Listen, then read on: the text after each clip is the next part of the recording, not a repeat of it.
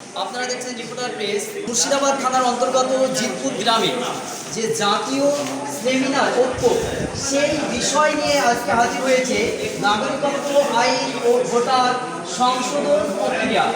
এই নাগরিক ঐক্য মঞ্চে তিনাদের সঙ্গে জানবো যে এসআইআর আসলে কি, বা এসআইআর যখন আমাদের শুরু হবে তখন আমাদের সাধারণ মানুষ কি পরিকল্পনা বা কিভাবে করবে কাজটি। বিয়ে হয়ে গিয়েছে যে মহিলার, সে শ্বশুর বাড়ি চলে গিয়েছে, এবার শ্বশুর বাড়িতে একটা ভোট দিচ্ছে, আবার বাবার বাড়ি থেকে আরেকটা ভোট দিচ্ছে, এইগুলো বাতিল করার জন্য এসআই এই বিষয়টা বলছে। এই বিষয়ে কি বলবেন? দেখুন, যখন আরএসএস বিজেপি কোনো একটা খুব ভালো কাজ করবে তখন বুঝে নিতে হবে এর পিছনে আছে গভীর ষড়যন্ত্র।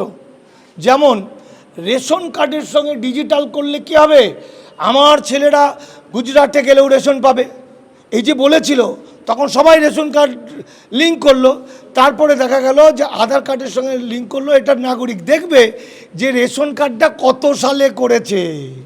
একটা লোক যদি 25 সালে রেশন কার্ড করে তাহলে সে ডিভোটার। অর্থাৎ এই যে কিছু কথা থাকে, এই আরএসএস বিজেপি হলো ভয়ঙ্কর। এদের মধ্যে এমন কিছু কথা আছে মানুষকে সম্মিলিত করার জন্য, ঠকানোর জন্য, সেগুলো আপাত চোখে মনে হবে খুব ভালো করছে, কিন্তু গভীরভাবে যখন দেখবেন তখন দেখবেন এটা ভয়ঙ্কর। এই যে বলছে 2002 কাট অফ ডেট, তাহলে 2002-এর আগের লোকেরা মনে করবে আমরা নাগরিক। আসলে কিন্তু কোথাও বলা নেই নাগরিক। ধরুন 2000 সালে কেউ এসছে কাঁটা তার পেরিয়ে এবং টাকা দিয়ে ভোটার কার্ডে নাম তুলেছে, ভোটার কার্ড কিনে নিয়েছে, তাহলে তার নাম আছে, তাহলে সে কি নাগরিক? সে তো নাগরিক নয়। তাহলে সে মনে করছে আমি নাগরিক।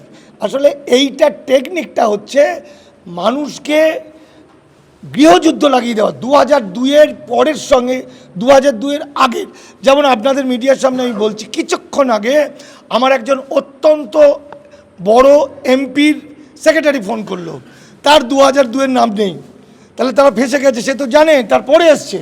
সে এখন আমাকে বলছে বিজেপির বেশ কিছু মণ্ডল কি আছে, সব জেলা নেতা, মণ্ডল নেতা, অমুক নেতা, তমুক নেতার নাম বাতিল হয়ে গেছে। তো তাদের নাকি অমিত শাহ বলেছে, নাকি বলছি, যে তোদেরকে আলাদা করে নাগরিকত্ব দিয়ে দেবো। ওরা ভয় পেয়ে গেছে। তখন এই ছেলেটি আমাকে বলছে, শালা আমি মরলে ওদেরও মারবো, সবার নামে কেস করে দেবো, তাহলে সবাইকে ধরিয়ে দেবে। এইভাবে গৃহযুদ্ধ লাগিয়ে দেবে, মারপিট, খুনি চলবে। আসলে এইটার কাট অফ ডেট 1952 সংবিধান অনুযায়ী, যেটা প্রধানমন্ত্রী বলছেন। নাগরিকত্ব প্রথম হয়েছিল 1952 ভারতবর্ষে। সংবিধানের 5 এবং 6 আর্টিকেল অনুযায়ী হবে 1952 সালের ভোটার তালিকা অনুযায়ী তার পর আসবে, এছাড়া আর কিছু নয়। আমরা যদি মনে করি যে এটা 2002-এর আমার নাম আছে, আমি আমার শান্তিতে আছে, আমার কোনো চিন্তা নেই, ভুল। অর্থাৎ প্রত্যেককেই আন্দোলন করতে হবে, হিন্দু মুসলমান এপার ওপার সব মানুষকে একত্রিত হয়ে লড়াই করতে হবে, নাহলে এই বিপদ থেকে বাঁচা যাবে।